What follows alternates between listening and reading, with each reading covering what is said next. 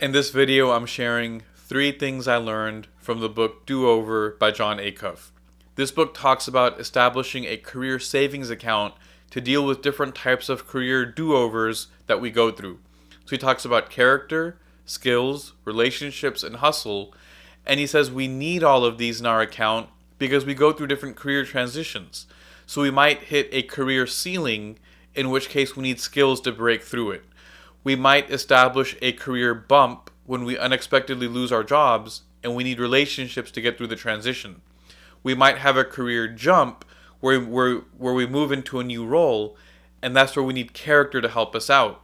And then we've got career opportunity, and we need hustle in order to find those. The first thing that I learned from this book was that the relationships that we already have are far more valuable than we realize. So we all have heard that saying, it's not what you know, it's who you know. And we use this phrase almost as an excuse. That I've got the skills and know what I need to know, but because I don't know the right people, I'm being held back. Well, if that's really the case, then it means we need to get to know the right people. And as soon as we say that, we have this image in our heads of going to like this very awkward networking meeting and handing out business cards in a stuffy environment and all these different things. What John says is no, look at the network that you have and see what's actually there. Just take stock of your friends, your coworkers, your acquaintances, your family members, all these different things, and see who in your network works in a similar role that you do. Who in your network is in the same industry as you. Who in your network is working at a level that's maybe 1 or 2 levels above where you are or where you're trying to go. Who within your network maybe owns a business? Who has just really good life experience and can help you out? Who in your network is an expert in you so that they can actually give you advice that is in your own best interest? See, all of these different types of people, we already know a lot of them. And they're within the friends and acquaintances that we've already got. So sit down, take some time out, and see who in your network does all these different things.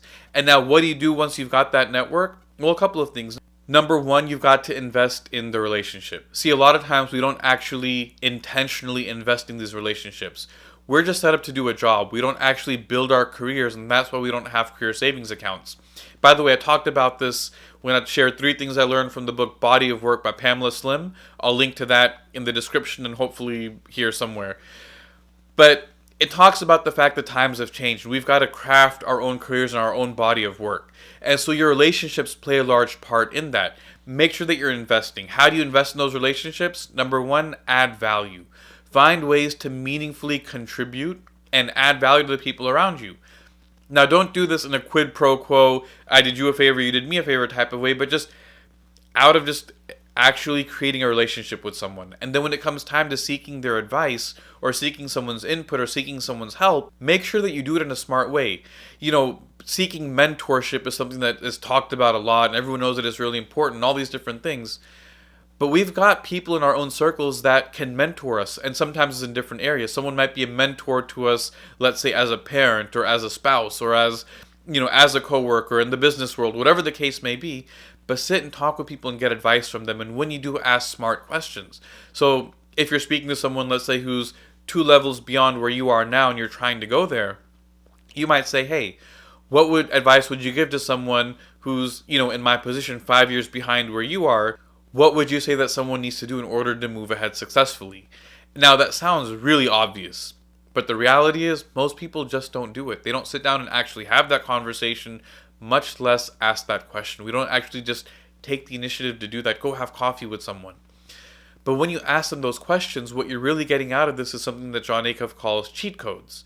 You want to get the cheat codes to help you shortcut the process so that you're not making the same mistakes everybody else did, and that helps propel you further ahead. The second lesson that I learned from this book was that the skills that we already have are more valuable than we think that they are, but also we need to develop a lot more skills than we think that we need to.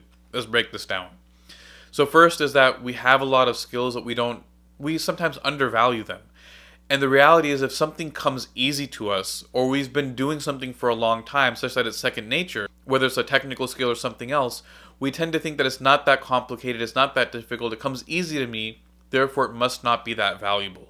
I remember going to a job interview They were very particular in this job interview about having a SQL background and database scripting and all these different things. And I studied that in school. I've done it at work for 5 years, and I was like, okay, but I was still nervous because they were going to give a test at the interview to see how good your scripting skills were.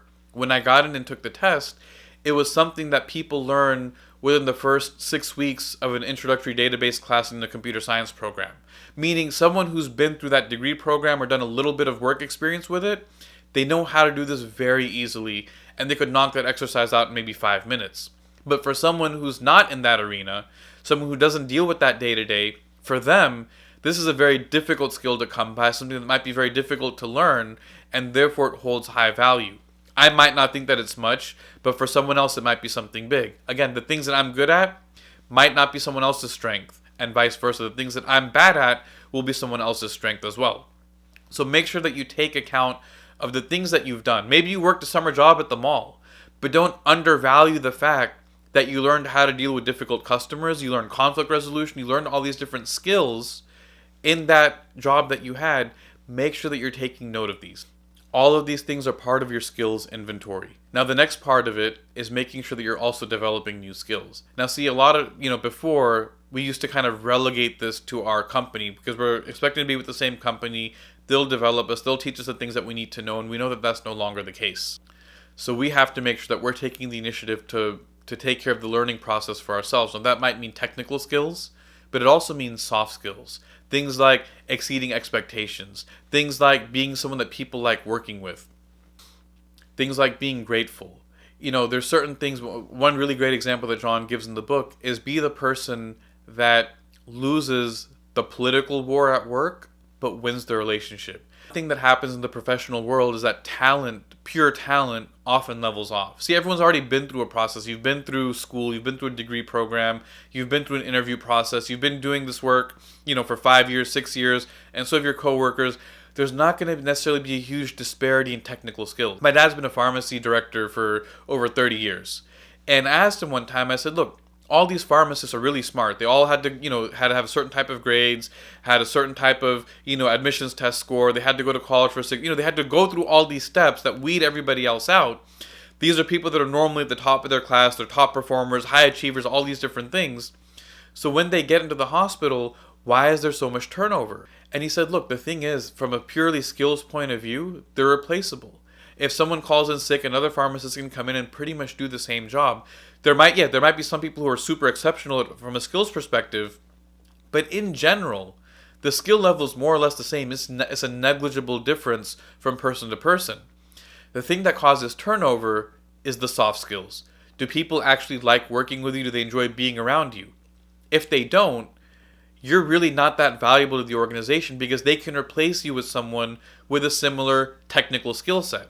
On the flip side, if everyone loves being around you and they love having you at work, it's much harder to replace you because they might be able to replace the technical skills, but they can't replace the soft skills as easily, and that's the thing that people are drawn to. So make sure that you're working on your soft skills as well as your technical skills. Now, when you're working on new skills, make sure that you have the approach of a tourist, and this is a great analogy that Jon gives in the book. He says when you're a tourist, you go off and you don't care how goofy you look, you don't care what you're doing, you're just going to explore. You're just researching, you're asking tons and tons and tons of questions, just trying to see what it is. And remember, your skills don't have to be related to work. It might be learning photography or graphic design or something that's not necessarily related to your day job, but it's just learning new skills. Have that attitude of a tourist, develop those new skills, harness those new skills, practice them. The more skills that you have in your arsenal, in your career savings account, the better of a hammer that you have to break through a career ceiling when you get stuck. The third thing that I learned from this book was that without hustle, all you have is wasted potential. See, hustle is the amplifier. Your career savings account is your relationships, plus your skills, plus your character, multiplied by your hustle. It's the fuel that helps everything else out. But the thing that we have to be careful of is making sure that we don't confuse hustle and hassle. Don't just become busy in learning, and doing all these different things. But rather, your hustle is like a scalpel.